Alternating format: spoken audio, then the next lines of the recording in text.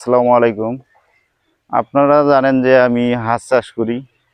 তা গতবার এই পুকুরে চাষ করছিলাম, তা মাছে ঘাও ধরছিল। 10 টাকা দিয়ে 5,000 টাকা বিক্রি করছি। তো এবার নিয়ত করছি, যেহেতু পুকুরে হাঁস পালতেছি, হাঁসের খামার তো সবাই দেখতেছেন, তা পুকুর সংস্কার করার জন্য আসছি। ওই যে আমার দুলাভাই যে এই আবর্জনাগুলো উঠে, এগুলা দল আর কি হাঁস খাইছে, আবর্জনাগুলো উঠে এই চুন দেবো, চুন পুরো পুকুরটায়।